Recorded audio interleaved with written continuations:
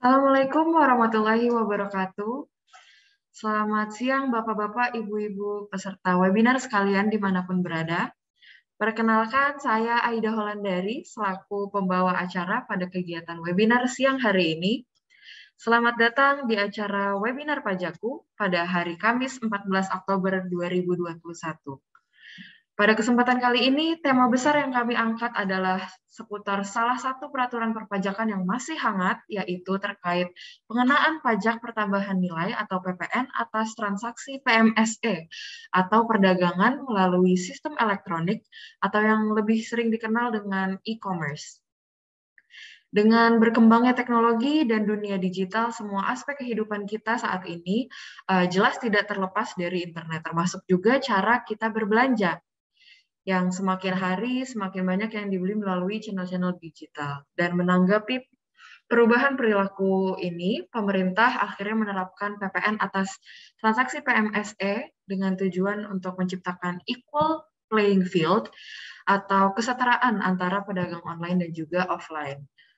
Dan untuk memahami lebih lanjut terkait topik webinar tersebut, kami telah mengundang narasumber yang merupakan praktisi dan juga akademisi pajak yang pengalaman dan pengetahuan di bidang perpajakan sudah tidak perlu dipertanyakan lagi. Pak Fernando Siahaan. Selamat siang Pak Fernando, atau pagi ya Pak di tempat Bapak. Pagi Mbak.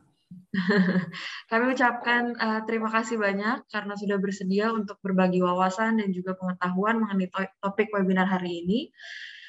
Dan sebelum memulai acara inti, mari kita berdoa bersama menurut kepercayaan dan agama masing-masing agar webinar ini dilancarkan dan juga ilmunya bermanfaat bagi seluruh peserta webinar dan juga orang-orang di sekeliling kita. Berdoa dipersilahkan.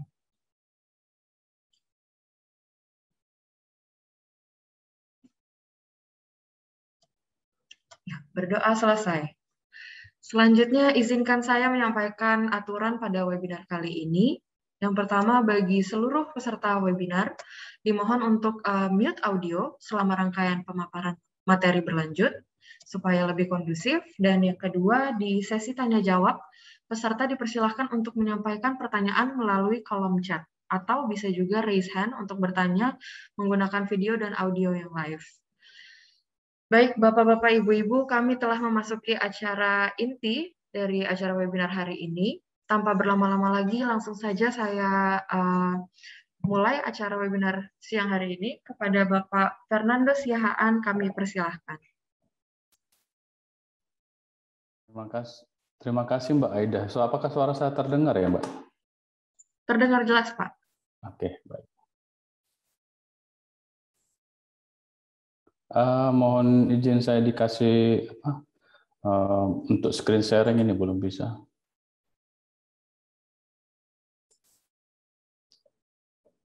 Baik Pak, ya Oke. sudah.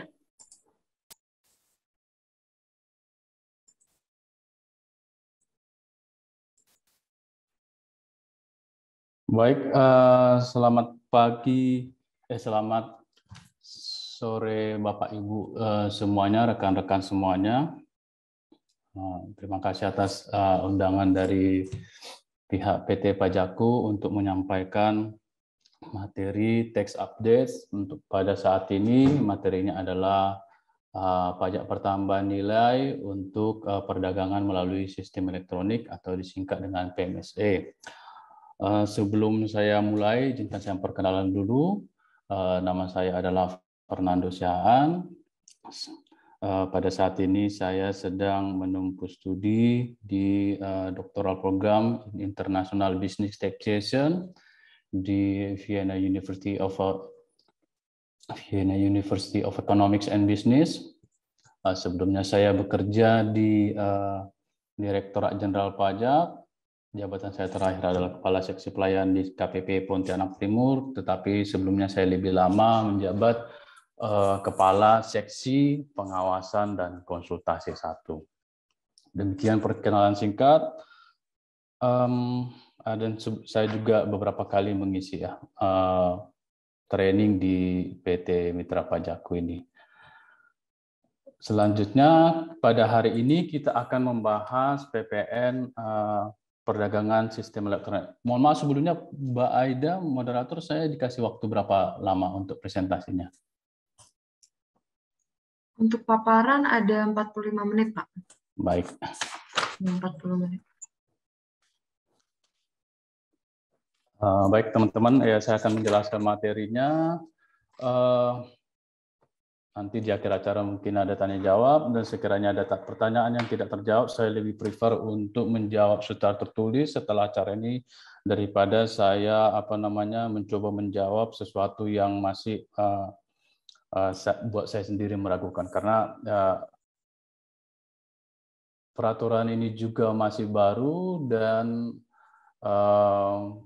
petunjuk pelaksananya juga mungkin belum belum sekompleks atau belum selengkap peraturan lainnya, sehingga ada kemungkinan bahwa nanti pertanyaan mungkin tidak bisa semua terjawab, tetapi bisa saya sampaikan respon saya setelah dari kegiatan ini sekiranya ada tadi yang belum terjawab.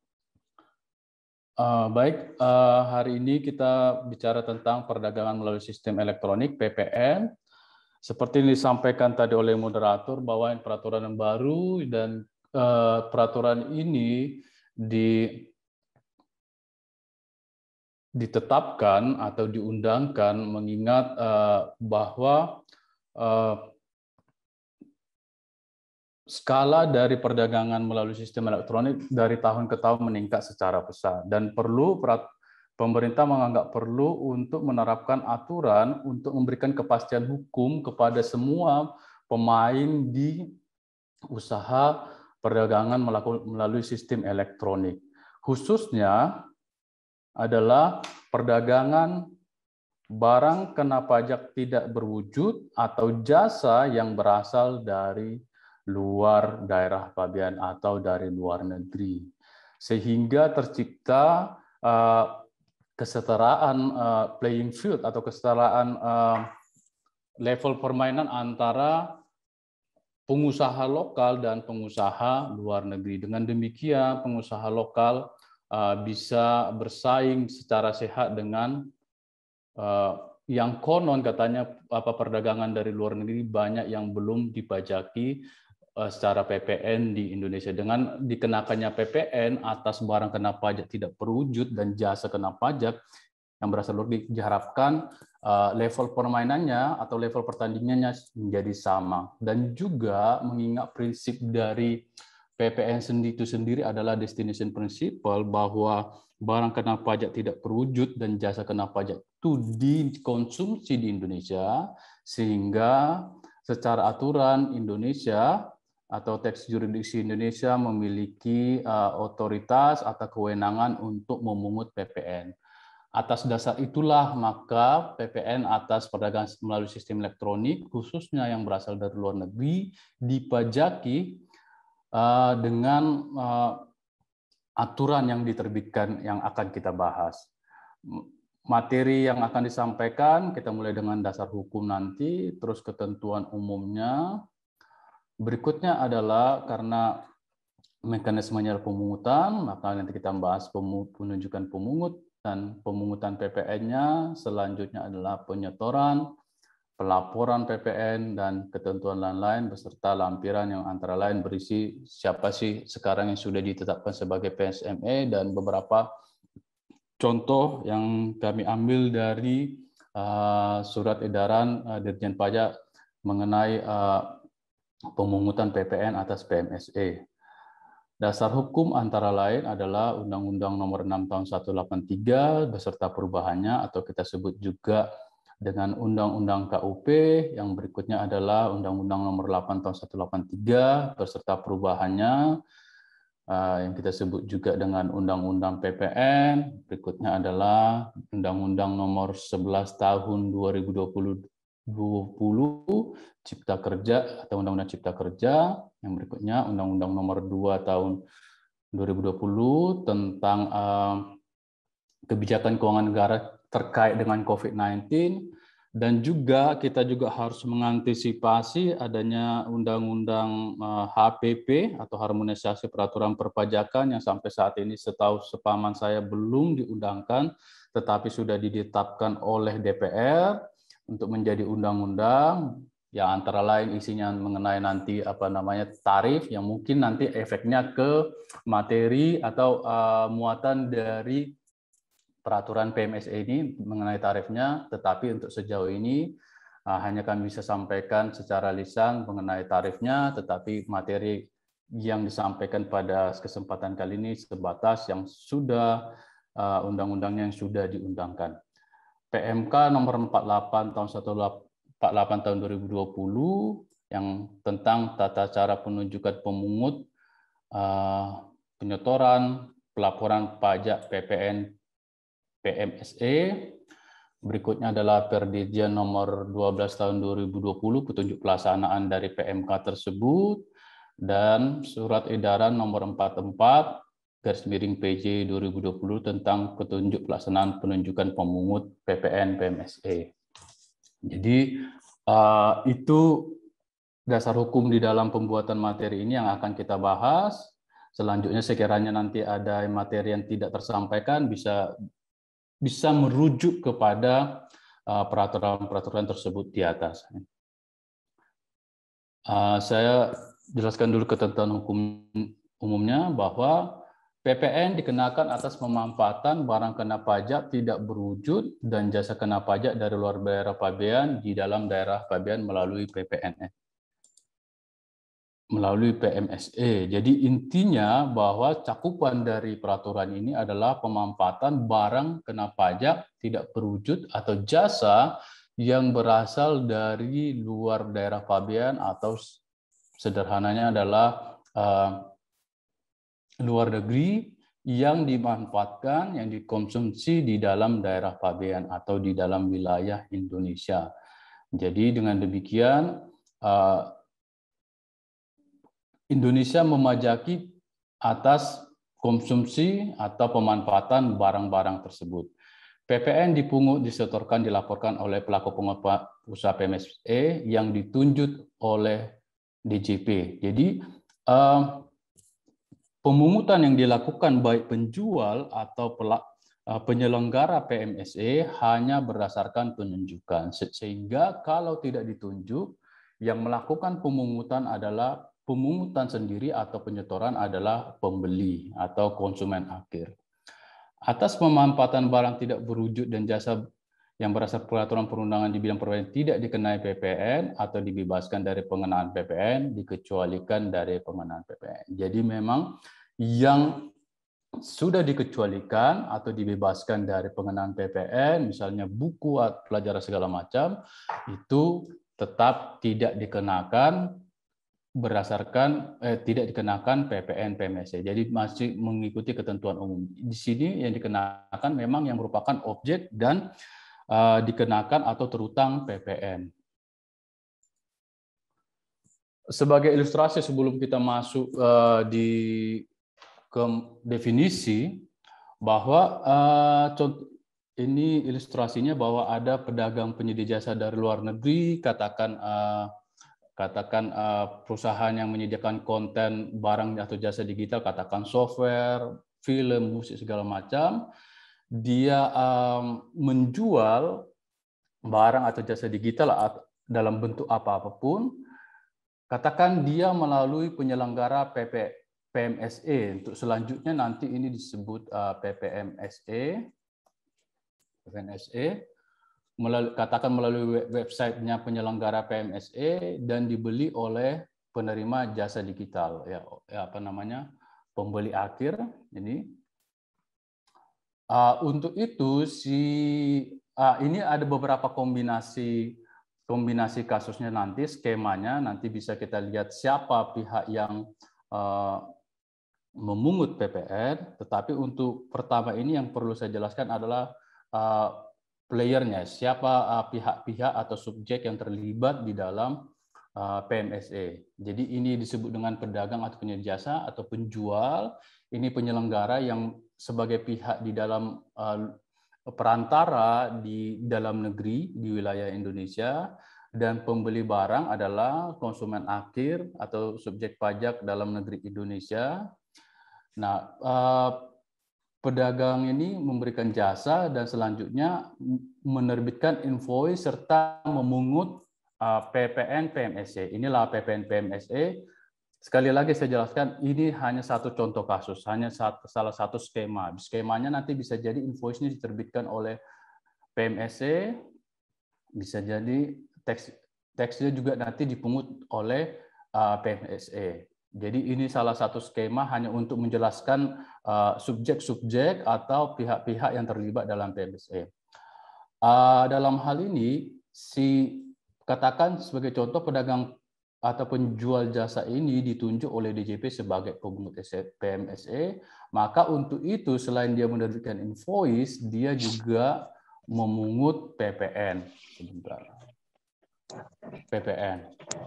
Nah, si pembeli barang jasa digital dari dalam negeri melakukan pembayaran. Nah, skema pembayarannya pun nanti bisa bermacam-macam, bisa melalui PPNSE perantaranya di Indonesia, bisa jadi langsung melalui mekanisme bank transfer ke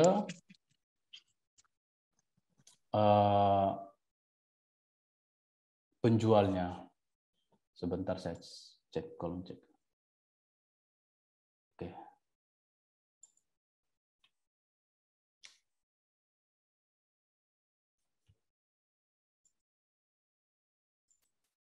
Saya lihat ada beberapa pertanyaan di kolom pertanyaan, nanti ya saya tanggapi setelah selesai materi ya. Definisi perdagangan melalui sistem elektronik adalah, atau disingkat PMS, adalah perdagangan transaksinya lakukan melalui perangkat prosedur elektronik atau singkatnya online. Barang digital adalah barang tidak berwujud yang berbentuk informasi elektronik atau digital, meliputi barang yang merupakan hasil konversi atau pengalihan perwujudan yang originalnya berbentuk elektronik, termasuk tetapi tidak terbatas berbentuk lunak, multimedia dan data elektronik ya, seperti film, audio, musik, segala macam. Jasa digital jasa dikirim melalui internet atau jaringan elektronik bersifat otomatis, misalnya jasa cloud atau jasa penyimpanan dokumen atau jasa lainnya ya. Berikutnya, pembeli adalah pihak yang menerima atau seharusnya menerima penyerahan BKP tidak berwujud. Yang berikutnya, penerima jasa adalah orang yang menerima jasa atau pembeli, saya rasa itu sederhana. Pedagang luar negeri adalah pihak yang bertempat tinggal, berkedudukan di luar daerah, yang melakukan transaksi dengan pembeli di Indonesia. Penyedia jasa sama, Penyelenggaranya adalah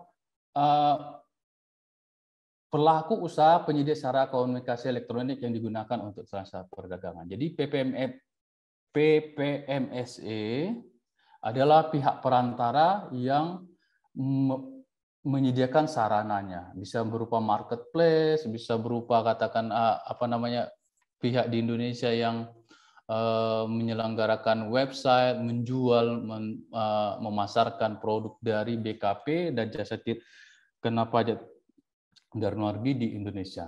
Pelaku usaha adalah semua pihak-pihak yang terlibat dalam PMSE tersebut. Pemungut adalah pelaku usaha PMSE yang ditunjuk oleh Menteri Keuangan untuk memungut, menyetorkan, dan melaporkan PPN. Jadi pemungut PMSE ini bisa penjual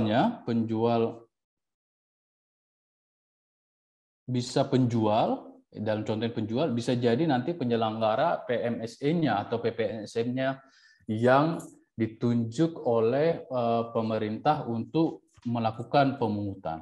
Dia hanya bisa melakukan pemungutan sepanjang ditunjuk. Contoh barang digital atau jasa digital supaya kita familiar, misalnya software, aplikasi, atau games, bisa berupa film, bisa berupa musik atau buku, atau majalah, bisa berupa iklan untuk yang sifatnya jasa, atau online platform, bisa sistem pencarian, bisa database, bisa tempat penyimpanan atau repository, bisa telekomunikasi, bisa berupa materi pendidikan atau pelatihan elektronik. Yang sekali lagi dalam cakupan aturan ini adalah ada barang atau jasa digital yang dikirim atau yang dijual dari luar negeri yang dibatasi, karena kalau di dalam negeri itu tidak isu lagi karena Indonesia sudah berhak untuk memajaki. Yang berisu di sini adalah atas jasa atau barang digital yang berasal dari luar dari pabean. Penunjukan pemungut atas perdagangan melalui sistem elektronik. Direktorat Jenderal Pajak menunjuk PMSE sebagai pemungut PPN PMSE. Jadi bisa DJP bisa menunjuk penjualnya, bisa menunjuk pedagang perantaranya atau penyelenggara PMSE atau singkat juga PPMSE.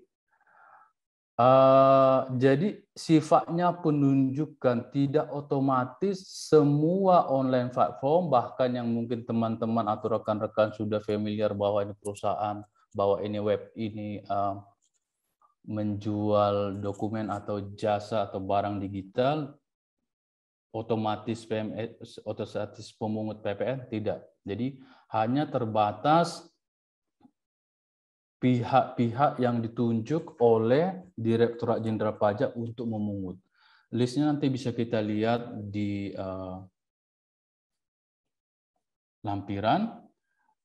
Penunjukan pemungut PPNSE berlaku mulai awal bulan berikutnya setelah penetapan keputusan CAP dari DJP.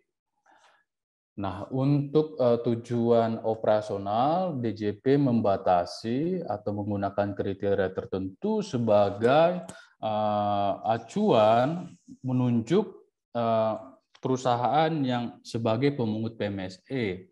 Antara lain adalah nilai transaksi dengan pembeli Indonesia melebihi 600 juta dalam waktu 1 tahun atau 50 juta 1 bulan. Jadi pihak-pihak ini yang seperti ini akan ditunjuk oleh Direktorat Jenderal Pajak melalui suatu keputusan CAP. Ya tidak otomatis ya, kalau misalnya dia pun sudah memenuhi kriteria ini tidak otomatis. Atau yang kedua, jumlah traffic pengakses di Indonesia melebihi 12.000 dalam waktu 1 tahun atau 1.000 dalam waktu 1 bulan. Sekali lagi, ini tidak secara otomatis, artinya ini hanya sebagai kriteria. Kewajiban untuk memungut berlaku setelah ditunjuk atau ditetapkan oleh Direktorat Jenderal Pajak. Implementasi. Baik, tetapi perusahaan yang merasa dia bahwa sudah memenuhi kriteria bisa melakukan dan belum ditunjuk oleh Direktorat Jenderal Pajak bisa mengajukan pemberitahuan kepada Direktorat Jenderal Pajak. Jadi pelaku usaha PMSE yang belum ditunjuk sebagai pemungut PMSE tetapi memilih untuk ditunjuk agar dapat melakukan pemungutan PMSE dapat melakukan pemberitahuan. Dengan pemberitaan itu DJP melakukan analisa dan menetapkan. Sekali lagi kewajibannya dia untuk memungut baru setelah dia ditunjuk. Jadi tidak bisa dengan serta-merta dia merasa dirinya bahwa dia adalah penjual barang dan jasa digital dan dengan telah memenuhi kriteria yang saya sebutkan tadi, aksesnya 1.000 per bulan atau omsetnya 50 juta per bulan, dia otomatis dia serta-merta memungut PPN, tidak bisa ya. Jadi harus telah ditunjuk oleh Direktorat Jenderal Pajak. Direktorat Jenderal Pajak juga dapat melakukan pencabutan penunjukan pemungut PMSE apabila sudah tidak memenuhi kriteria yang tadi disebutkan. Pencabutannya berlaku mulai awal bulan berikutnya. Untuk tujuan administrasi, atas pemungut PMSE diterbitkan Tax Identification Number atau nomor identitas perpajakan yang sepertinya ini akan berbeda dengan format NPWP karena ini juga nanti akan dikenakan, diberikan kepada pemungut PPN PMSE di yang berasal dari luar negeri. Jadi katakan ada nanti perusahaan dari luar negeri dikenakan PPNSE, diberikan tax certification number yang berbeda dengan sebenarnya konsepnya berbeda dengan NPWP yang untuk subjek pajak dalam negeri, karena tujuannya ini hanya untuk administrasi pemungutan PPN atas PMSE.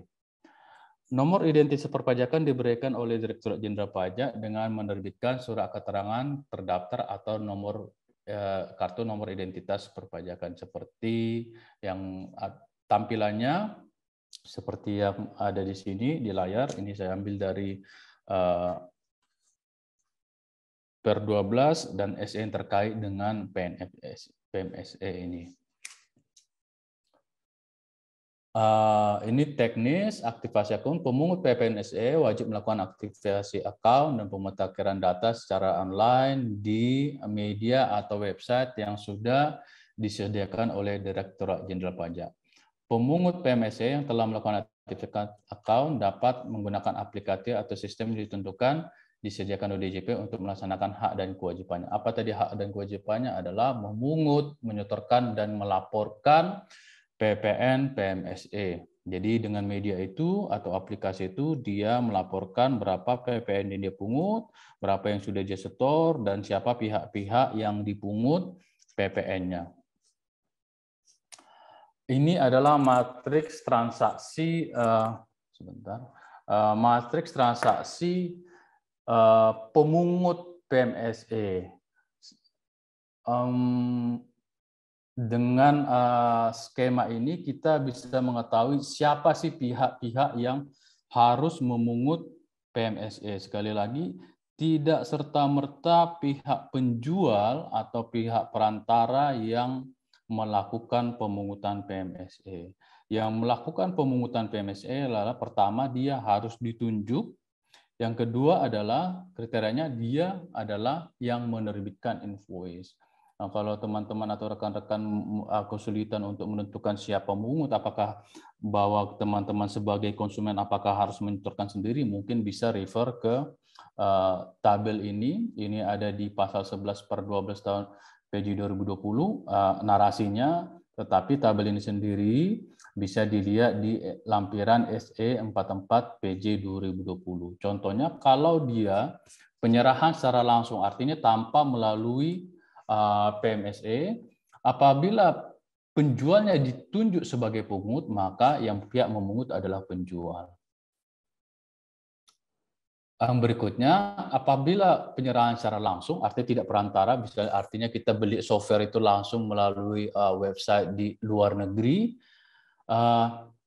apabila PMSE itu belum ditunjuk, maka pembelinya, rekan-rekan sebagai konsumen di dalam negeri, harus menyetorkan sendiri PPN atas PMSE, PPN PMSE-nya.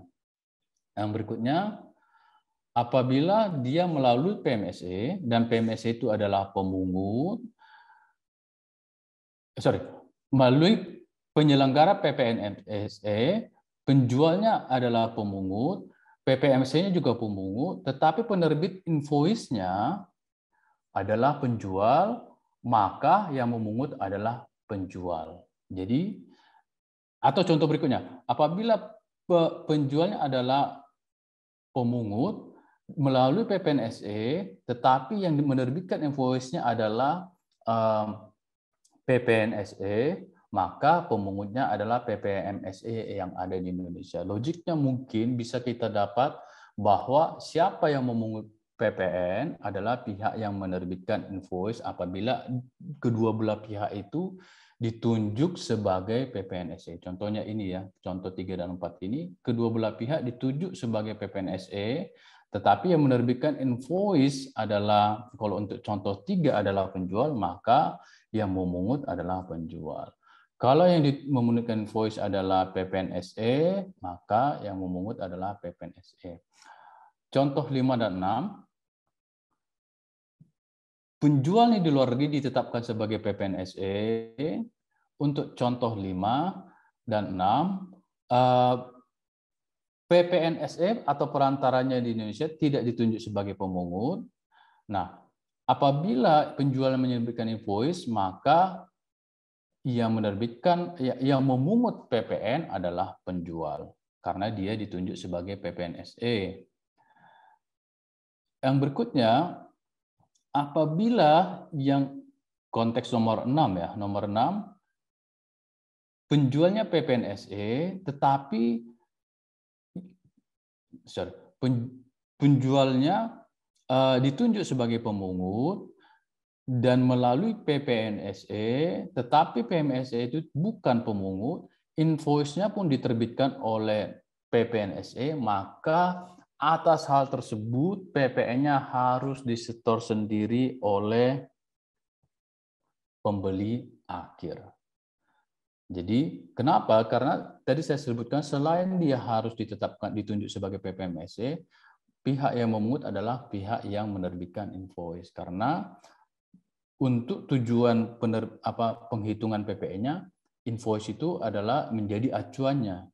Dalam hal ini penjual dalam luar negeri itu dia bukan pihak yang menerbitkan invoice, sehingga dia tidak dapat dibebankan kewajiban untuk memungut PPN. Maka dalam hal ini melalui peraturan ditetapkanlah bahwa pembelinya atau konsumen akhirnya yang menyetorkan sendiri PPN-nya. Nanti selanjutnya bisa kreditkan sehingga kalau memang pembelian itu terkait dengan penyerahan BKP atau JKP pada tahap berikutnya. Yang ketujuh, nomor 7 adalah penjual luar 7 dan 8, penjual luar negeri bukan pemungut dan penyerahannya dilakukan oleh PPNSE melalui PPNSE, tetapi untuk nomor 7 invoice sekali lagi diterbitkan oleh penjual yang tidak ditunjuk sehingga penjualnya tidak dapat melakukan pemungutan, maka pembelilah yang melakukan penyetoran PPN. Kebalikannya, kalau PPN invoice-nya diterbitkan oleh PPNSE, maka PPNSE lah yang memungut PPN. Kenapa? Karena PPNSE selain dia ditunjuk, dia juga menerbitkan invoice. Yang berikutnya, nomor 910, penjualan melalui PPNSE, penjualan melalui PPNSE, penjualnya bukan pemungut, PPMSE-nya bukan juga pemungut, penerbit invoice-nya bisa jadi penjual, bisa jadi PMSE, tapi karena invoice-nya, karena kedua belah pihak itu sama-sama tidak pemungut, maka yang melakukan penyetoran pemungutan sendiri PPN adalah pembeli ya. Jadi ini kombinasi kasusnya, mungkin relevansinya dengan rekan-rekan peserta yang bukan merupakan PPNSE, bukan juga merupakan yang pasti bukan penjual ya, karena kita semuanya di Indonesia, bukan merupakan PMSE atau bukan juga PPMSE yang ditunjuk oleh pemungut. Di sini ada beberapa kewajiban yang melekat kepada pembeli jasa atau barang digital. Nah, apabila rekan-rekan dalam posisi ini tahu bahwa kewajibannya untuk menyetorkan sendiri PPN, yaitu apabila kondisi transaksi nomor 2, nomor 6, nomor 7, nomor 9, dan nomor 10. Atau nanti bisa juga dilihat skemanya di di diagram ini ya, di chart flow ini, ya kira-kira yang sama yang saya sampaikan bahwa untuk memungut PPN, PPMSE atau penjualnya harus dia dalam posisi dia memungut, dia ditunjuk dan juga dia pada posisi untuk menerbitkan invoice. Selanjutnya adalah subbab pemungutan PPN. Jumlah PPN adalah 10% dikalikan dengan dasar pengenaan pajak. Untuk sampai pada saat ini tarifnya adalah 10%. Ada juga informasi mengenai Undang-Undang Harmonisasi Peraturan Perpajakan yang informasinya bahwa per 1 April 2020 tarif pajaknya akan menjadi 11% dan per tahun 2025, Januari 2025 akan menjadi 12%. Tapi sejauh ini informasinya masih sifatnya belum diundangkan oleh Menkumham, jadi itu yang bisa kami informasikan bahwa tarif PPNSE saat ini adalah 10%. Dasar pengenaan pajaknya adalah nilai berupa uang yang dibayar pembeli tidak termasuk PPN. Pemungutan PPN dilakukan pada saat pembayaran. Jadi kalau misalnya pembeliannya ya seperti pembayaran biasa ya, maksudnya jumlah PPN-nya dijumlahkan ke jumlah harga barang atau jasa yang dijual oleh PMSE. Atas model transaksi pengungut PMSE, atas transaksi yang dilakukan penjual yang ditunjuk pengungut PMSE secara langsung pada pembeli, PPN wajib dipungut oleh penjual. Atas transaksi penjual melalui PPMSE yang terutang wajib dipungut setorkan dilaporkan PMSE yang ditunjuk dan menerbitkan invoice. Dalam hal pemampatan BKP tidak berwujud dan JKP di luar daerah pabean melalui tidak dipungut PPN oleh PMSE, PPN yang terutang wajib dipungut dan disetor sendiri oleh pembeli. Saya rasa informasi ini tadi sudah terangkum dengan tadi tabel tadi ya, jadi perlu diperhatikan tabel itu. Apabila penjual dan PPMSE-nya atau perantaranya tidak memungut, bahwa kewajiban itu menjadi tanggung jawab dari pembeli. Bukti pemungutan PPN. Atas PPN yang dipungut pemungut PMSE membuat bukti pungut PPN. Bukti pungut PPN dapat berupa commercial invoice, billing, order receipt, atau dokumen sejenisnya. Dokumen tagihan yang juga menyebutkan pemungutan PPN dan telah dilakukan pembayaran. Pemungutan PPN dalam bukti PPN dapat dicantumkan secara terpisah dari dasar pengenaan pajak atau sebagian dari pembayaran. Commercial invoice, billing order, receipt, atau dokumen jenis harus mengacu kepada kelaziman usaha. Ya. Jadi sesuai dengan dokumen-dokumen yang pada umumnya digunakan untuk tujuan komersil.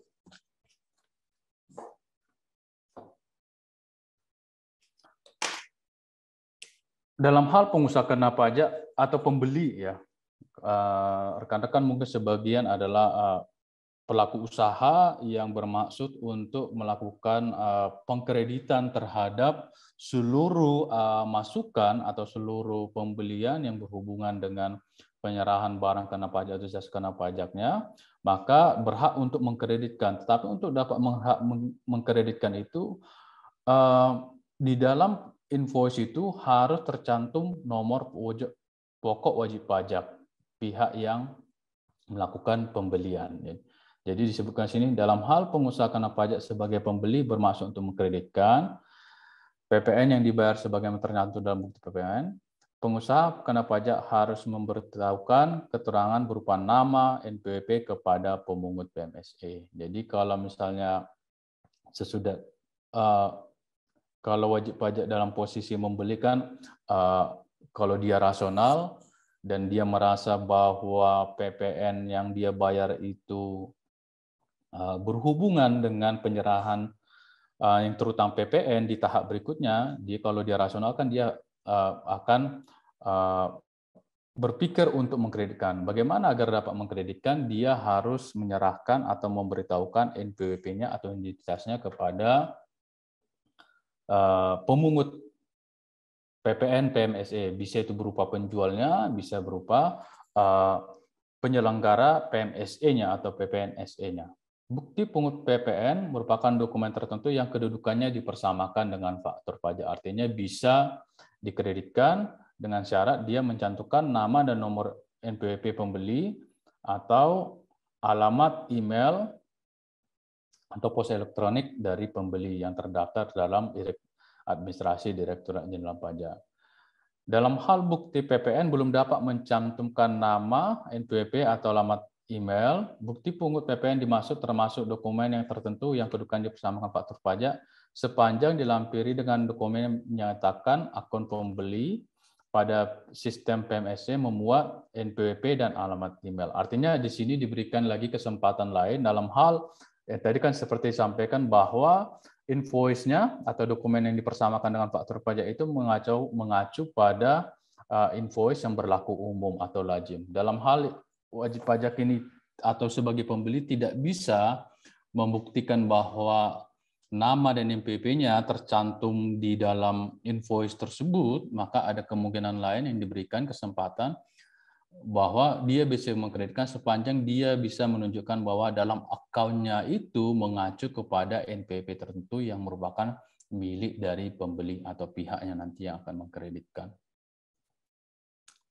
Penyetorannya, pemungut PMSE wajib menyetorkan PPN pada akhir bulan berikutnya setelah masa akhir pajak. Ya, mirip dengan PPN pada umumnya. Dengan menggunakan kode billing, bisa menggunakan mata uang rupiah, dolar Amerika Serikat, atau mata uang asing lainnya yang ditetapkan oleh Direktorat Jenderal Pajak. Pengguna mata uangnya bisa dipilih oleh PPNSE. Dalam hal suatu saat misalnya PPNSE-nya, nanti kita lihat contoh ada PPNSE yang sudah dicabut, dia tetap harus menyetorkan PPN yang sudah terlanjur dia pungut. Apabila dalam satu masa pajak jumlah PPN yang telah disetorkan kurang dari jumlah PPN yang harus disetor, atas kekurangan PPN tersebut wajib disetorkan ke kas negara. Apabila ada kelebihan, katakan karena kesalahan hitung atau katakan karena transaksinya mungkin dibatalkan oleh dari pembelinya, maka itu nanti bisa dikompensasikan ke masa pajak berikutnya. Kode setorannya, ini sudah kode setorannya sudah ada dimunculkan oleh Direktorat Jenderal Pajak Pak 112111 untuk lebih lengkapnya nanti keterangan lengkap mungkin nanti bisa dilihat di lampiran Per 09 PJ/2020. Berikutnya adalah pelaporan PPN. Pelaporan PPN PPSE dilakukan secara triwulanan. Triwulannya adalah sama seperti triwulan kalender ya, triwulan 1 Januari sampai Maret, triwulan 2 masa April dan sampai Juni, dan selanjutnya ketentuan mengenai kewajiban untuk melaporkan tetap berlaku walaupun dalam triwulan itu transaksinya adalah nihil. Jadi tetap dia harus melaporkan triwulan nihil. Triwulan melaporkan transaksi penjualan atau pemungutan PPNSE yang nihil tersebut. Laporan pemungutan PPN diperlakukan sebagai surat pemberitahuan, disebut juga dengan SPT masa PPN PMSE. Laporan tersebut memuat jumlah pembeli, jumlah pembayaran tidak termasuk PPN, jumlah PPN yang telah dipungut, dan jumlah PPN yang telah disetor oleh pemungut dengan kode setoran tadi yang sudah disebutkan Pak 11219111. Apabila terdapat kelebihan atau karena ada pembotolan, maka dapat dikompensasikan. Apabila terdapat kekurangan atau kelebihan, PPNSE dapat melakukan pembetulan. Ini sama seperti SPT lainnya yang bisa dilakukan pembetulan. Dan juga itu tadi di laporan triwulan ya. Dalam waktu terdapat juga laporan tahunan. Laporan tahunan PPNSE ini disampaikan dengan secara tahunan atau annual dengan rincian adalah nomor dan tanggal bukti PPN, jumlah pembayaran, jumlah yang telah dipungut pada setiap bukti PPN, NPWP pajak pembeli, NPWP pembeli, dan hal bukti PPN mencatatkan nomor wajib pajak, nomor telepon, dan ya hampir sama dengan yang triwulan tadi, tapi intinya ini adalah laporan yang sifatnya tahunan. Atas penyampaian laporan tersebut, baik triwulan ataupun tahunan, diterbitkan bukti penerimaan elektronik dengan contoh di samping.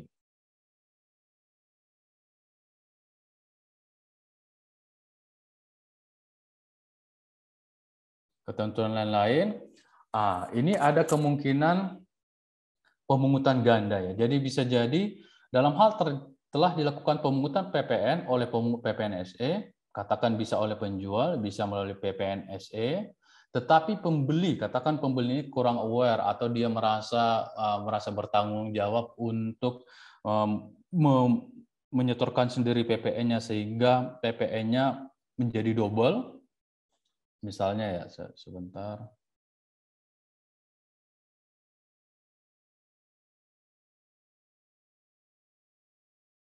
Dalam kasus ini katakan PPN sudah dipungut oleh si penjual, tetapi pembeli barangnya juga setor PPN sendiri ke kas negara.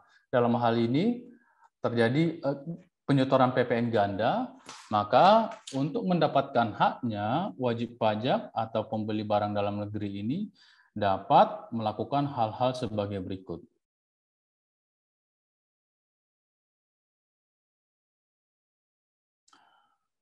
Mengajukan pemindah bukuan ke setoran pajak lainnya sesuai dengan tata cara penyetoran pajak atau pemindah bukuan, nanti bisa merefer ke PMK 242 tahun 2014 terkait dengan penyetoran pajak, atau bisa diajukan permohonan pengembalian kelebihan pajak yang seharusnya tidak terutang atas PPN yang disetor sendiri tadi, atau bisa juga dikreditkan pajak keluaran sepanjang memenuhi ketentuan mengenai pajak masukan, atau juga bisa juga dia kurangkan dari penghasilan bruto. Artinya PPN itu bisa dia biayakan. Nah, itu haknya dia terkait dengan penyetoran PPN ganda akibat dari pemungutnya memungut dan dia juga menyetorkan sendiri. Dalam hal pengujian berikutnya, dalam hal diperlukan pengujian terhadap pajak masukan yang dikreditkan oleh pengusaha kena pajak dalam rangka pelaksanaan kewajiban perpajakan, ya intinya apabila dilakukan misalnya pengawasan atau pemeriksaan ataupun melakukan penyidikan, pengujian dimaksud dilakukan terhadap bukti yang dimiliki pengusaha kena pajak berupa bukti pungut PPN dan bukti pembayaran atas PPN yang dipungut. Ya bisa berupa tadi bukti setoran itunya ya, kepada pemungut PPN-nya. Berikutnya ada lampiran, kami tambahkan sejumlah informasi di sini. Yang pertama adalah daftar pemungut PPN SE yang kami rangkum dari beberapa sumber. Setidaknya ini sumber informasi yang tersedia di internet sampai dengan saat saya menyiapkan materi ini sekitar 2-3 hari yang lalu. Antara lain ada 84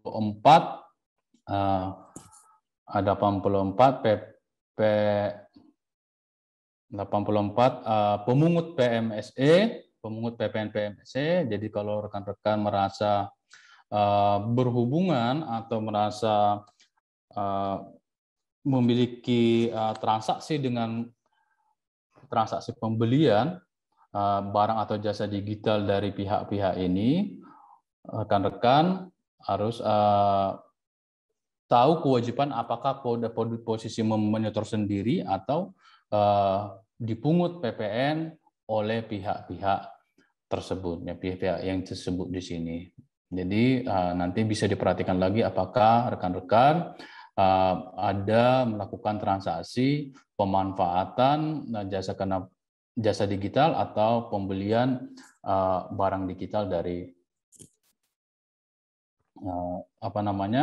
pihak-pihak yang disebutkan di dalam list ini. Tetapi tidak terbatas di list ini, karena ini list ini adalah list yang tersedia atau cap yang tersedia di internet. Kalau tidak tersedia sini mungkin sebaiknya konfirmasi secara langsung kepada pihak penjual atau pihak penyelenggara PMSE yang apakah mereka merupakan pemungut PMSE atau tidak. Kalau bukan merupakan pemungut, maka sudah menjadi kewajiban dari pembeli untuk menyetorkan sendiri dan berhak juga untuk mengkreditkan, sehingga apabila itu berhubungan dengan penyerahan yang terutang PPN pada tahap berikutnya.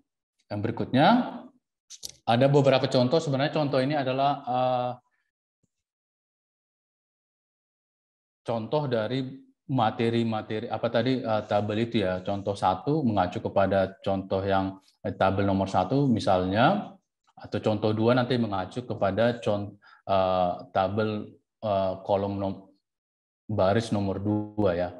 Contoh 1 misalnya A Limited, Triple A Limited adalah penjual majalah berbentuk digital yang berkedudukan negara Z, ditunjuk sebagai pemungut PMSE, efektif per tanggal 1 November 2020. Tanggal 2 November 2020, Tuan Adi membeli majalah dari ALTD secara langsung. Nah, karena dia penjual sudah ditunjuk dan secara langsung, maka yang melakukan pemungutan adalah penjual yang berada di luar negeri atau Triple A Ltd. Contoh kedua, Triple C Ltd, penjual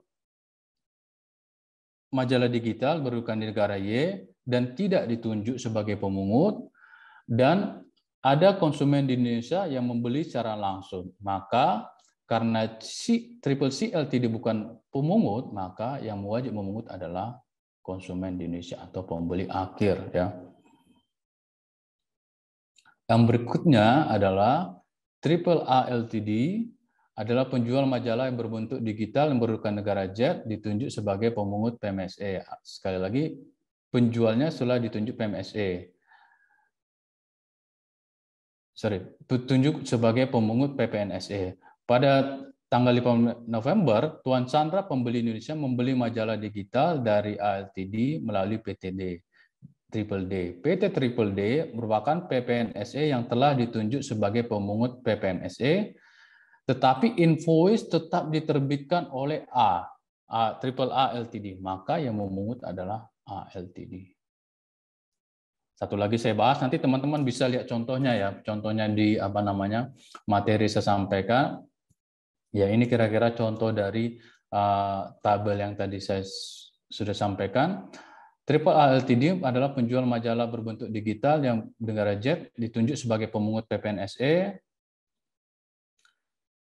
PT F adalah PPMSE yang telah ditunjuk sebagai pemungut juga, dan invoice dibuat oleh PT FF. Artinya dia selain dia ditunjuk sebagai pemungut, dia juga merupakan penerbit invoice. Maka yang menerbitkan adalah yang memungut PPN dan menyetorkan PPN adalah PT FF.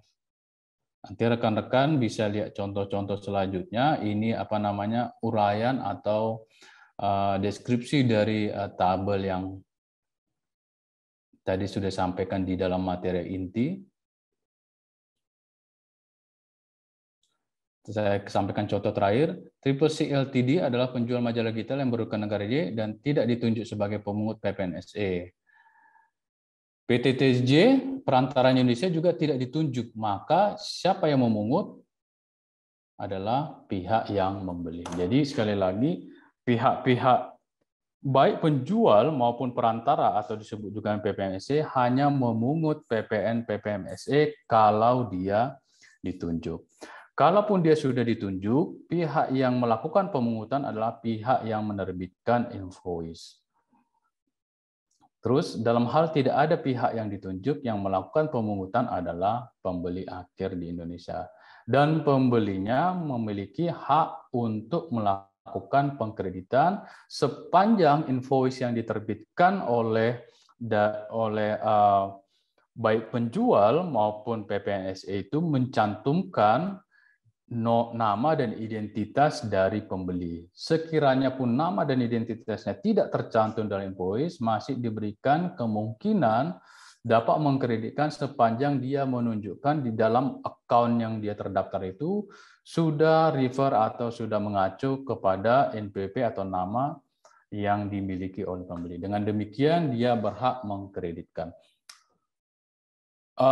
Saya rasa itu materi yang bisa saya sampaikan. Intinya adalah bahwa atas pembelian atau pemanfaatan barang kena pajak atau jasa kena pajak digital dari luar negeri dikenakan PPN. Pihak yang memungut adalah pihak yang ditunjuk dan pihak yang menerbitkan invoice. dalam hal pemungutan itu tidak dilakukan oleh dalam hal penjual maupun PPNSE tidak ditunjuk sebagai pemungut, bahwa pembeli wajib melakukan penyetoran sendiri PPN, sehingga rekan-rekan paham posisinya, apakah ada pada posisi PPNSE dalam negeri, apakah posisi dalam pembeli, paham posisinya apakah berkewajiban memungut, apakah berkewajiban untuk menyetorkan sendiri.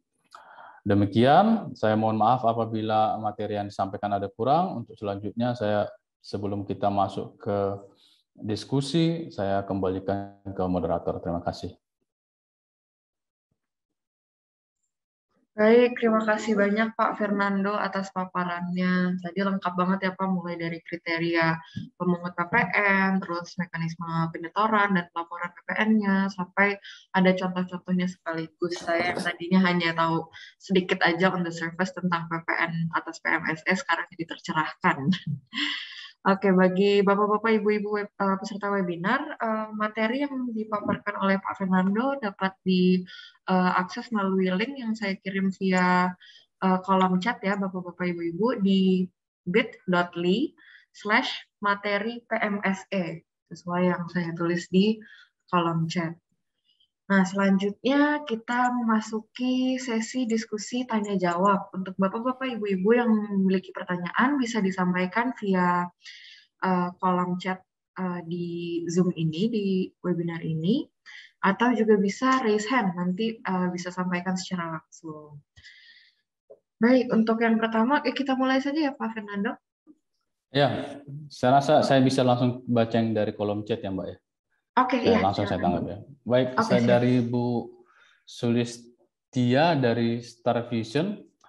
Apakah harus dikreditkan masa pajak yang sama atau seperti faktor pajak? Ya, tetap masa pengkreditannya mengacu kepada ketentuan umum terkait dengan perkreditan PPN, yaitu dikreditkan pada masa saat masa pajak pembayarannya ya.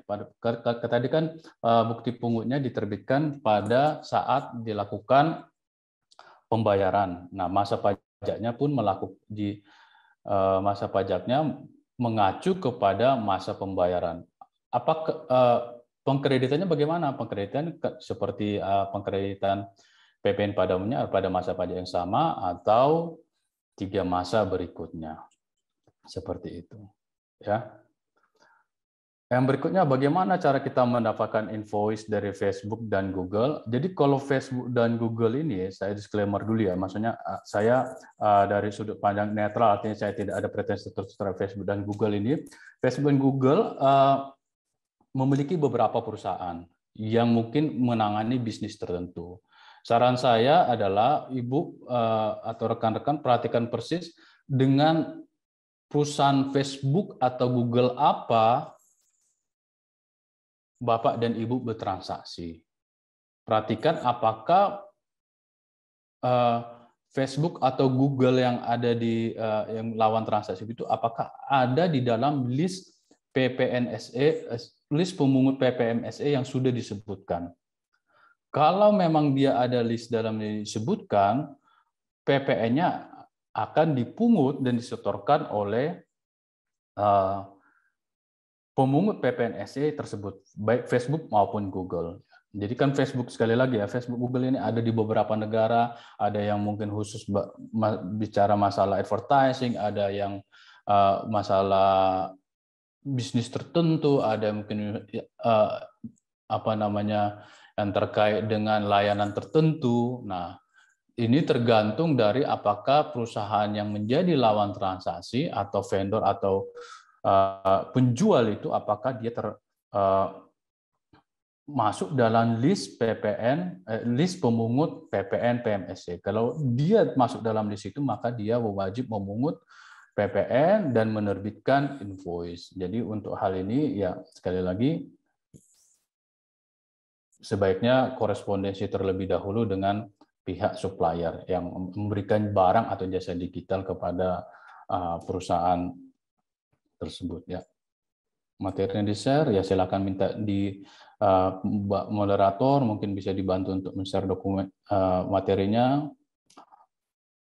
Oke, sebagian itu share materinya. Yang berikutnya, jika saya belanja di Shopee, ya ini yang sifatnya pertanyaannya, selainnya apa namanya yang absensi nanti bisa di. Jika saya belanja di Shopee, saya dapat bukti pembayaran plus PPN. Apakah saya perlu laporkan PPN? Artinya mungkin di sini apakah di posisi belanja, apakah bisa mengkreditkan seperti itu ya? PPN hanya bisa dikreditkan apabila Ibu mendapatkan faktur pajak. Berupa faktur pajak standar ya. Jadi kalau Ibu bisa mendapatkan, ini kalau sifatnya, kalau barang ya, kalau barang Ibu harus menunjukkan dalam berupa faktur pajak. Tapi kalau apabila itu berupa barang kena pajak tidak berwujud atau jasa, seperti disampaikan di dalam PPN ini, sepanjang invoice yang Ibu dapatkan itu bisa mencantumkan nama dan NPWP serta pos email yang terdaftar di DJP, itu bisa dikreditkan. Kalau sifatnya barang atau jasa digital. Tapi kalau untuk barang fisikal, itu pun tadi ya, kalau belanjanya itu yang atas barang dan jasa digital yang berasal dari luar negeri. Jadi itu batasan dari materi yang kita. Jadi kalau misalnya Ibu misalnya beli software Microsoft yang yang dijual melalui Shopee. Nah, sepanjang dokumen yang invoice yang diperoleh dari Shopee tersebut memuat informasi NPWP, nama ataupun pos email ataupun account Ibu mengandung informasi itu, bisa dikreditkan. Sepanjang itu jasa atau barang digital yang berasal dari luar negeri dan Shopee ditunjuk sebagai pemungut PPNSE yang atas transaksi PMSE. Jadi perlu dilihat transaksi. Tapi kalau hanya berupa barang, katakan saya belanja tas di Shopee, apakah saya bisa mengkreditkan? Tergantung apakah saya memiliki faktur pajak dari Shopee atau tidak, seperti itu untuk barang yang berasal dari dalam negeri. Seperti itu ya. Jadi memang harus dilihat transaksi per transaksi, dan cakupan materi yang kita bahas hari ini adalah barang dan jasa digital yang berasal dari luar negeri yang bisa saja melalui penyelenggara PPNSE atau perantara katakan Shopee, Tokopedia segala macam yang berasal di Indonesia. Tadi saya lihat ada nama bentar, Tokopedia, ada juga mungkin Shopee tadi ya sebagai pemungut PPNSE. Ya seperti itu ya.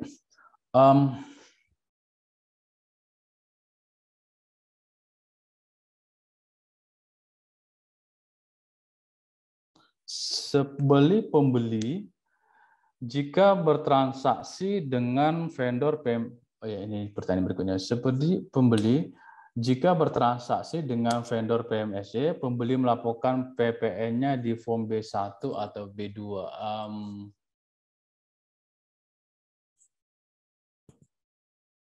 Saya rasa ini dilaporkan di form B1 karena ini adalah barang dan jasa, tadi seperti disebutkan di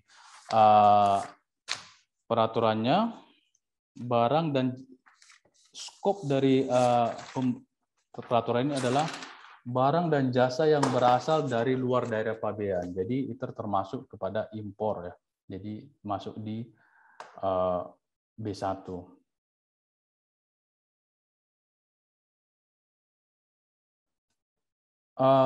Bagaimana cara pelaporan pengkreditan jika PPN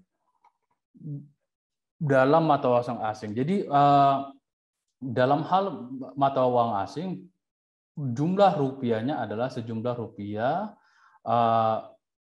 kurs berdasarkan keputusan Menteri Keuangan pada saat itu. Jadi misalnya pada saat ini memiliki bukti pungut PPN sebesar 100 euro. Nah, silakan rekan-rekan mengacu kepada kurs euro berdasarkan keputusan Menteri Keuangan per hari ini. Itu ya.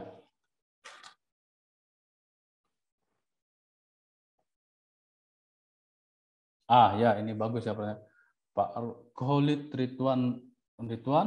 Sebagai pembeli, apa yang diperhatikan ketika KPMSE surat terdaftar sebagai pemungut. Jadi seperti saya sampaikan di atas ya, sekiranya misalnya rekan-rekan ragu apakah lawan transaksi rekan-rekan tersebut apakah PPN, apakah pemungut atau tidak, untuk menghindari pemungutan ganda, maka sebaiknya memang korespondensi dulu dengan pihak yang menerbitkan invoice. Kan saya rasa ini nggak terlalu sulit ya, kalau rekan-rekan misalnya ditagih kan paham bahwa tagihan ini datang dari perusahaan ini, tinggal menghubungi perusahaan tersebut apakah dia ditunjuk sebagai pemungut PMSE atau tidak, atau mungkin bisa koordinasi apakah dia posisinya apakah dia sebagai penyelenggara saja, apakah dia kalau dia merupakan penyelenggara dan dia juga misalnya rekan-rekan, sebentar ya, saya mungkin lebih praktis ini menunjukkan langsung ke ilustrasi ini ya. Yang pertama tentunya kalau rekan-rekan tidak yakin apakah penjualnya atau apakah perantaranya di dalam negeri adalah pemungut atau non pemungut, selain tadi bisa melihat list yang saya cantumkan, mungkin bisa koresponden langsung dengan pihak-pihak tersebut apakah mereka ditunjuk sebagai pemungut atau tidak ditunjuk. Yang berikutnya adalah perhatikan siapa pihak yang menerbitkan invoice, karena barang dan jasa yang dibahas di sini berasal dari luar negeri, terbatas yang berasal dari luar negeri, maka perlu diperhatikan siapa menerbitkan invoice, apakah perantara yang di Indonesia dan apakah penjual yang langsung dari luar negeri. Nah, penjual atau perantara sesuai dengan kombinasi tabel ini, dialah pihak yang nanti apakah dia harus memungut PPN. Dalam hal baik penjual maupun perantara itu tidak ditunjuk atau tidak berhak untuk memungut PPN, maka rekan-rekan untuk memenuhi kewajiban perpajakannya harus setor sendiri PPN-nya. Tapi ingat sekali lagi, rekan-rekan walaupun menyetor sendiri PPN-nya mempunyai hak supaya tidak rugi ya, mempunyai hak untuk mengkreditkan. Kan pada akhirnya kalau untuk bisnis PPN ini kan netral ya, akhirnya pada set off ya, bayar dan mengkreditkan, artinya balancing-nya menjadi nol seperti itu. Tapi tetap harus melakukan kewajiban perpajakan. Ketika harus menyetorkan sendiri ya setor sendiri, ketika mengkreditkan ya berhak untuk mengkreditkan. Tapi sekali lagi untuk dapat memastikan apakah teman-teman harus dalam posisi setor sendiri kah, apakah dipungut oleh PPNSE yang di Indonesia ataukah dipungut oleh penjual langsung, rekan-rekan perlu koordinasi dengan, selain tadi melihat list itu tadi positif listnya, bisa mungkin karena ada kemungkinan cap-nya tidak dipublish oleh DJP, sifatnya individual dari DJP langsung ke PMSE-nya, perlu untuk konfirmasi ke PMSE-nya.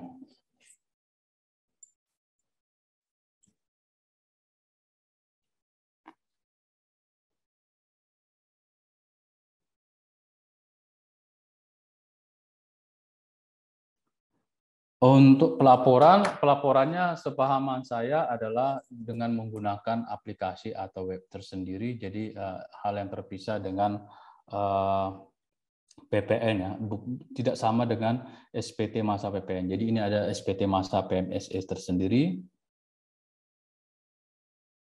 Apakah buktinya apa ke pembeli kalau PMSE sudah memungut PPN? Tadi saya sampaikan tadi, ada kewajiban dari PPNSE bahwa dia harus menerbitkan invoice sebagaimana lazimnya. Invoice atau apa tadi disebutkan di situ? Ini ya.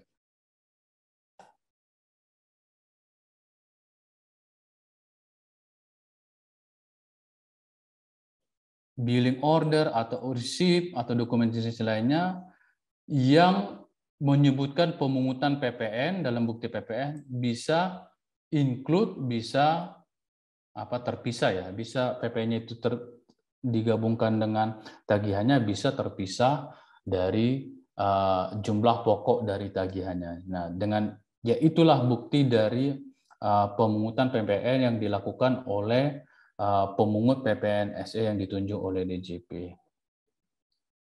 Dan ini mengacu kepada, sekali lagi, mengacu pada commercial invoice, billing order atau receipt yang berlaku atau yang dipergunakan secara umum ya.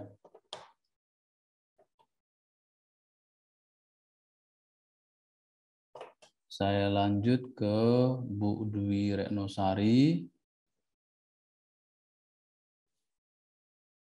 Siang Pak, saya masih bingung membedakan antara PMSE.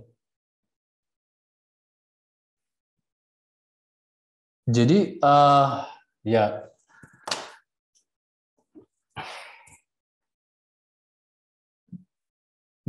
jadi yang menjadi batasan dari PMSE, yang menjadi batasan atau cakupan dari peraturan ini adalah barang atau jasa digital yang berasal dari luar negeri. Barang atau jasa digital yang berasal dari luar negeri. Nah, saya bisa paham rekan-rekan mungkin bingung apakah pada posisinya ini berasal dari luar negeri atau dalam negeri ya. Apakah software ini berasal dari luar negeri atau luar negeri. Makanya tadi saya bilang perlu untuk melakukan korespondensi dengan pihak vendornya, pihak yang menerbitkan invoice. Mungkin saya rasa lebih praktis ke pihak yang menerbitkan invoice langsung, korespondensi. Bagaimana posisi mereka? Kenapa?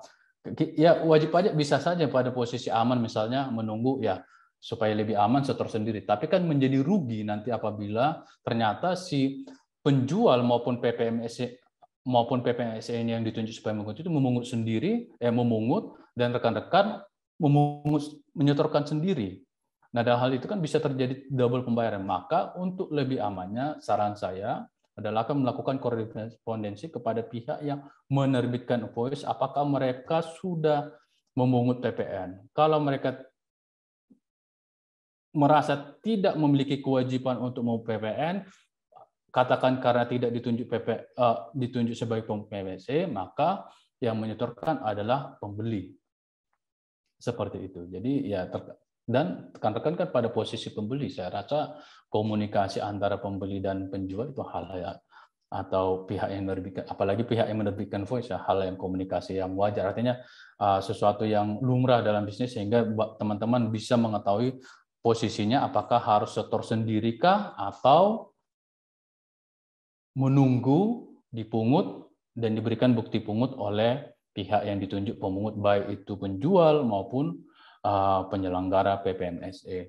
Atau ya kalau teman-teman misalnya mau bermain aman setor sendiri ya risikonya tadi double ganda ya.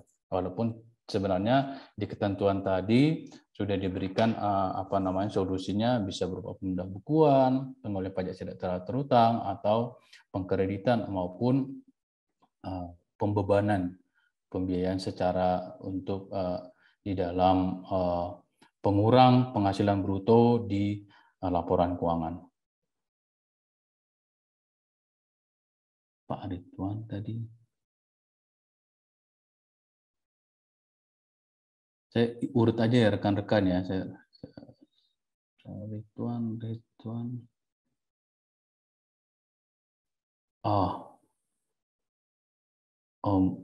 Saya ke Pak Ridwan lagi. Sebagai penjual, apa yang perlu diperhatikan ketika cash PMSE? Sebagai penjual ya itu.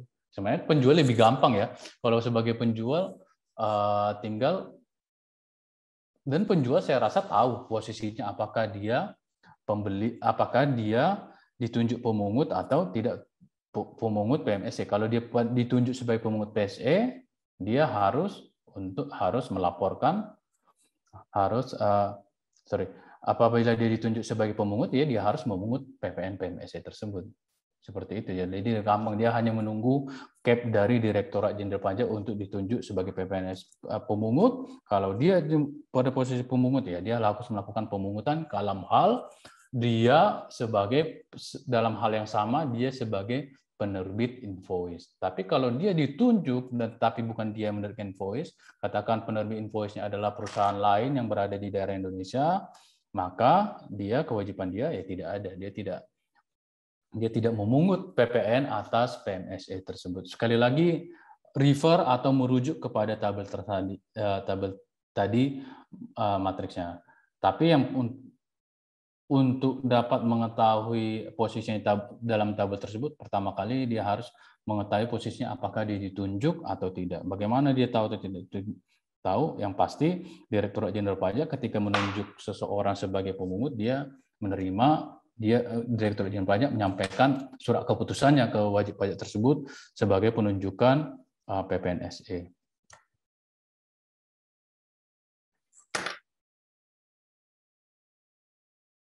Bagaimana jika saya sebagai penjual lokal menjual jasa di Google Play, end user membayar 100% tax base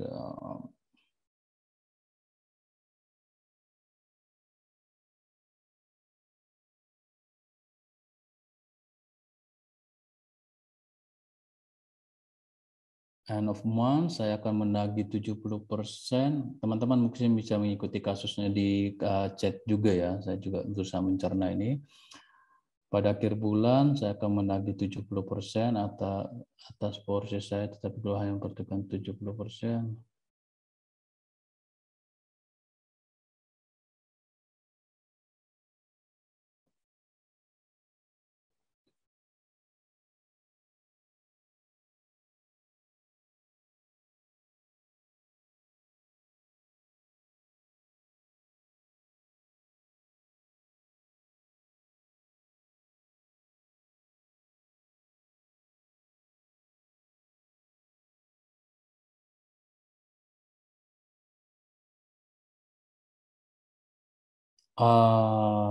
Mungkin nanti Bu Andrea ya, Bu Andrea nanti apakah ini maksudnya 30%? Ya Pak, kebetulan itu Bapak atau Ibu Andrea raise hand, mungkin bisa disampaikan nanti Ya, kalau berkenan. apakah 70% komisi ya seperti itu ya kira-kira? Mungkin bisa gitu ya. Iya. Bu Andrea, Iya. Selamat sore Pak. Ini saya Andrea. Jadi begini Pak, kami ada kerjasama dengan Google Play, di mana Google Play itu di kontrak digital, biasanya Google Play itu ada ngasih kontrak digital gitu ke kita. Bahwa dia langsung mengklaim bahwa pemungutan PPN atas penyerahan jasa ke negara Indonesia, itu yang berkewajiban adalah Google. Gitu. Google Play-nya di negara apa ya Mbak ya? Google Play-nya itu di negara di Singapura. Singapura, terus perusahaannya Mbak tahu nggak persisnya namanya apa? Google Asia Pacific Pti Ltd. Ya, ada di list nomor 28 ya? Iya, betul. Mereka adalah, kayaknya semua Google, baik itu di Amerika maupun di Singapura, itu merupakan PPMSE. Jadi saya udah ngeliat sih. Jadi dia mengklaim bahwa PPN harusnya saya yang tanggung jawab. Jadi saya sebagai penjual tidak perlu memungut PPN lagi, begitu. Cuman yang saya bingungkan adalah, jadi saya kasih harga ke Google itu nggak boleh ada PPN-nya. Sedangkan sebelumnya tuh harganya itu, harga jasa digital saya itu sebenarnya sudah termasuk PPN. Cuman dia bilang untuk... Sebentar.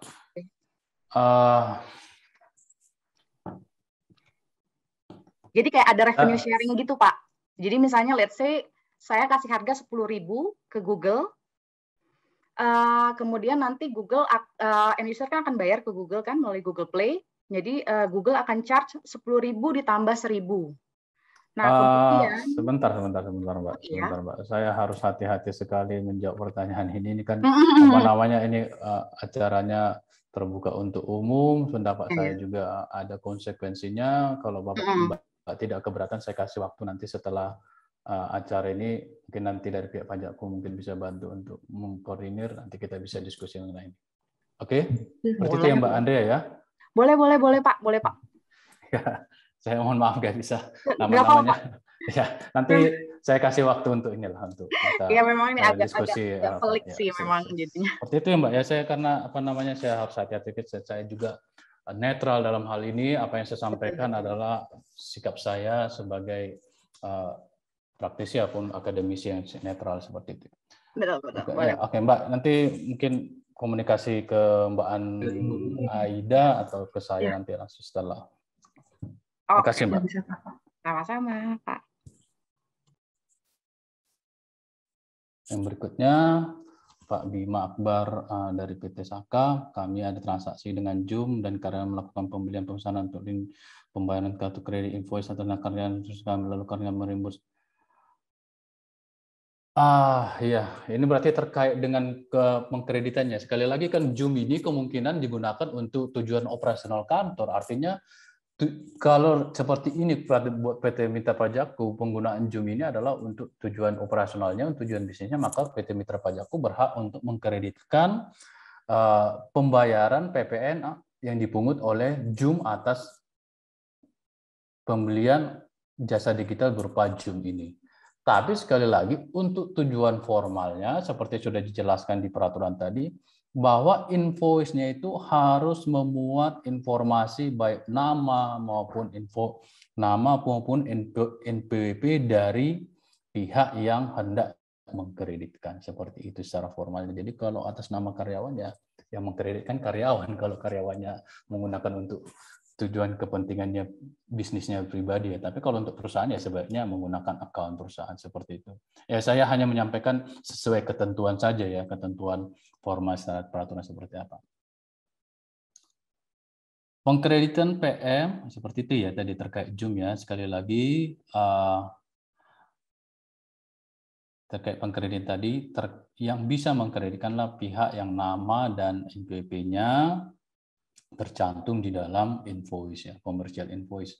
Pengkreditan PN Derveso berlaku semaksimal 3 bulan. Ya, pengkreditan secara umum berlaku pada masa sama apapun masa tidak sama 3 tahun berikutnya. Interfacer ya.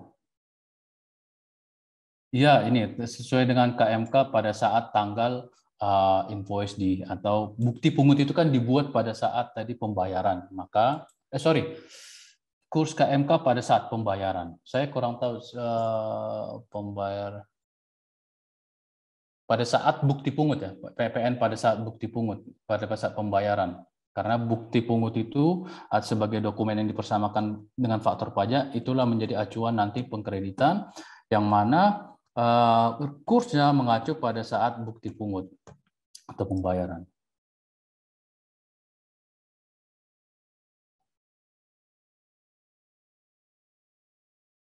Yang minta file ya silakan nanti minta tadi sudah dikasih linknya. Pak, jika kita bukan ditunjuk sebagai tapi kita melakukan pembelian oleh atau dari pemungut tetapi mereka lupa untuk menyetorkan transaksinya. Apabila mereka terlambat menyetorkan, mendingan saya rasa minta kepada pihak yang Pak dari Agustinus Baktin ya, pihak yang pemungut itu untuk menerbitkan bukti pungutnya baru membayar PPN. Jadi kedua belah pihak tetap melakukan kewajibannya, baik pihak pemungutnya mau melakukan kewajibannya untuk memungut dan wajib pajak yang membeli bisa berhak untuk mengkreditkan karena dia sudah merasa sudah memiliki bukti pungutnya.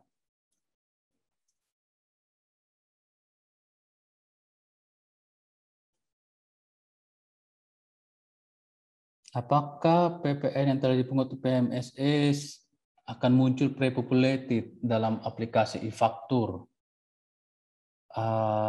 Saya tidak kompeten atau tidak tahu sejauh ini ya. Apakah pre-populated itu saya tidak paham, saya tidak tahu informasi mengenai ini, tapi saya rasa, dari sudut pandang saya, kalau teman-teman pada posisi pembeli, yang namanya transaksi digital ini kan semuanya terikut secara digital, entah itu ada pertinggalnya di account kita, entah ada pertinggalnya nanti di email kita. Jadi kalau masalah mengkreditkan ini hal-hal yang gampang, tinggal kita ingat mana pembelian, mana yang pernah terikut di Saya rasa kalau transaksi digital rekodnya banyak ya, jejaknya ya. Bisa di email, bisa di account website itu, bisa terrecord juga di account bank di account bank kita. Jadi saya rasa masalah kelupaan mengkreditkan atau tidak, atau apakah kita mengharapkan DJP nanti pre-populated atau enggak, saya rasa itu bukan terlalu isu utama, karena pada akhirnya jejaknya itu, registernya itu ada di banyak tempat, tinggal apakah kita ingat untuk mengkreditkan atau tidak, seperti itu aja. Oh ya, ini mungkin maksudnya apakah termatch ya, termatch dengan PK PM di sini, apakah PK di sana? Kalau itu maksudnya, saya rasa itu tidak masalah sepanjang wajib pajak tadi lagi, wajib pajak bisa membuktikan bahwa dia telah melakukan penyetoran atau bukti pungut PPN. Apalagi kalau saya perhatikan tadi, apalagi kalau kita perhatikan tadi, penjual atau pemungutnya aja baru melaporkan setelah 3 bulan, dalam 3 bulanan. Padahal kita mungkin beli sekarang, mau mengkreditkan masa ini. Katakan ini sekarang masa Oktober, kita beli Oktober, kita kreditkan masa Oktober. Padahal penjualnya akan melaporkan paling lambat di setelah Desember. Artinya apakah pro-populated atau tidak jadi masalah, karena pada saat itu bahkan si pemungutnya pun belum harus melaporkan. Apakah kita berhak mengkreditkan? Ya, kita berhak mengkreditkan sepanjang bayar. Apakah nanti suatu saat setelah si penjualnya melaporkan ke DJP menemukan indikasi bahwa tidak match, misalnya karena semata-mata misalnya ada strip, ada spasi atau karakter tertentu, itu kan urusan belakangan, sepanjang kita tadi ada disebutkan tadi masalah pengujian, dan di materi tentang pengujian tadi, pengujian itu DJP akan menggunakan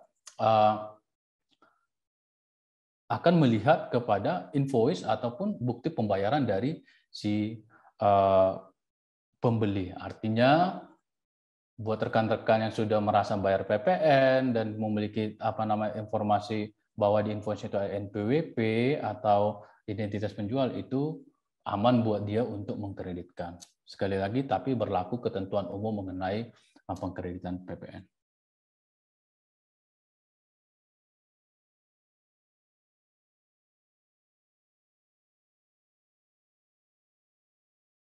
Saya sampai di mana tadi?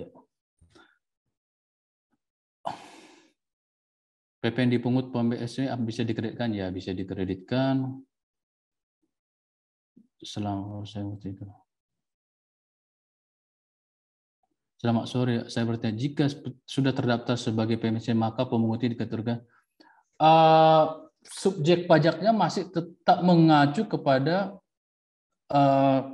ketentuan umum perpajakan ya. Kalau dia misalnya incorporated di luar negeri, dia tetap subjek pajak luar negeri. Dia kalau dia incorporated, katakan Tokopedia, Shopee ada di Indonesia, dia tetap subjek pajak dalam negeri. Tapi kalau misalnya Google yang tadi ada di Singapura, dia subjek pajak luar negeri. Tetapi untuk tujuan perpajakan PPSN-nya, dia diberikan tax identification number. Itu tidak merubah status subjek pajaknya apakah dalam negeri tidak, tetapi itu hanya menambahkan kewajibannya untuk memungut PPN di atas transaksinya ke Indonesia. Jadi tidak merubah ke posisi apakah dia subjek pajak dalam negeri atau luar negeri. Seperti itu ya.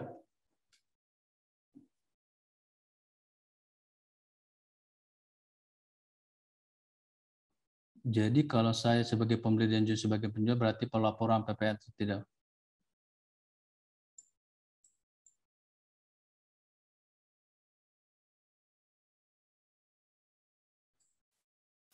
Baik, kalau sebagai pembeli yang pada posisi mengkreditkan, PPN itu pada posisi kredit PPN di pada e-faktur, pada posisi pembeli ya yang mengkreditkannya. Nah, posisi penjual apakah dia karena penjualnya ini luar negeri, apakah dia bila dia sebagai pemungut, maka dia melaporkan dalam SPT masa PPNSE. SPT masa PPNSE yang triwulanan itu, dia dia laporkan di situ. Jadi bukan di aplikasi faktur. Kalau dia pada posisi pemungut PMSE. Kalau perusahaan pada posisi dipungut atau posisi membayar PPNSE, pada posisi mengkreditkan PPNSE pada aplikasi e-faktur ya, bagian kredit pajak.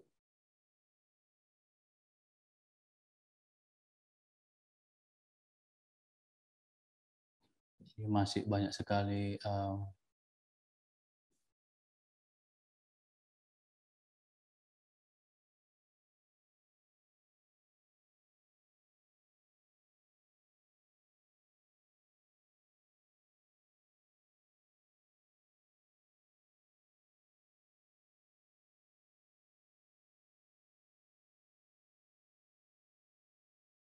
ini saya intinya aja, apakah PPNJLN tidak diperlukan lagi setelah.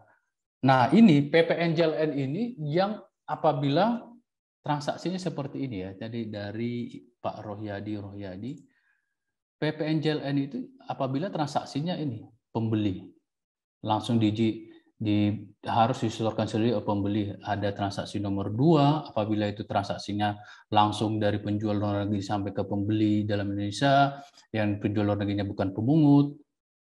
2, 5, 6, 9, 10. Apabila mode transaksinya tersebut, maka dia sama dengan PPNJLN seperti biasanya.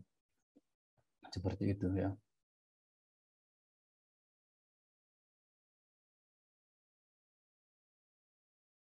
Sepanjang melalui ini elektronik ya, apa namanya?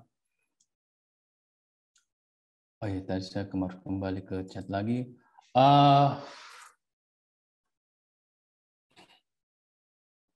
Saya mohon maaf kalau pertanyaan tidak semua bisa terjawab, karena sebelumnya mohon maaf karena waktu yang diberikan saya sampai dengan 10.30 seperti itu ya Mbak ya, karena saya mohon maaf setelah ini saya ada appointment.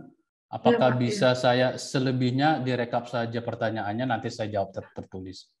Ya, siap Pak. Sudah kami rekap, nanti minta tolong diisi mungkin ya Pak, dijawab secara tertulis ya. Ya, seperti itu ya Mbak ya. Dan teman-teman rekan-rekan semuanya, saya mohon maaf dan saya terima kasih juga atas atensinya, atas antusiasmenya untuk menanyakan pertanyaan seperti ini. Saya paham bahwa ini informasi mengenai PPNS ini pun belum familiar atau belum populer lah di perpajakan, di diskusi perpajakan kita, dan perlu memang banyak diskusi mengenai hal ini karena transaksinya makin lama semakin beragam, jumlahnya skalanya juga makin besar, dan wajib pajak juga merasa sekarang sudah lebih aware masalah masalah hak dan kewajiban perpajakan. Ini menjadi isu penting, dan saya lihat sini ada banyak sekali pertanyaan. Saya mohon maaf kalau belum bisa jawab satu persatu dalam kesempatan kali ini, tetapi setelah ini nanti saya minta tolong pihak pajakku untuk merekapitulasi, sebisanya saya akan jawab dalam minggu ini. Baik, seperti itu Mbak Aida. Terima kasih, saya kembalikan ke moderator. Baik, terima kasih banyak untuk Pak Fernando atas paparannya dan juga diskusinya yang sangat amat rich. Banyak sekali pertanyaan. Nanti seperti yang sudah disampaikan oleh Pak Fernando, pertanyaan yang belum bisa terjawab pada webinar kali ini akan kami sampaikan melalui email secara tertulis. Nanti akan ada pertanyaan dan jawabannya. Baik, sekali lagi kami ucapkan terima kasih kepada Bapak Fernando Sihaan selaku pembicara pada webinar Tax Updates PPN atas PMSE kali ini. Dan kami sampaikan juga terima kasih kepada Bapak Ibu peserta webinar yang sudah berpartisipasi dari awal hingga akhir acara. Semoga webinar kali ini bermanfaat dan dapat diimplementasikan untuk ke depannya. Lalu untuk webinar kali ini kami sudahi di sore ini. Terima kasih Bapak-Bapak, Ibu-Ibu. Selamat sore. Terima kasih. Sore, makasih. Selamat sore. Selamat sore. Selamat sore. Terima kasih banyak Pak. Selamat sore. Makasih Pak. Terima kasih Pak Fernando. Terima kasih. Sore.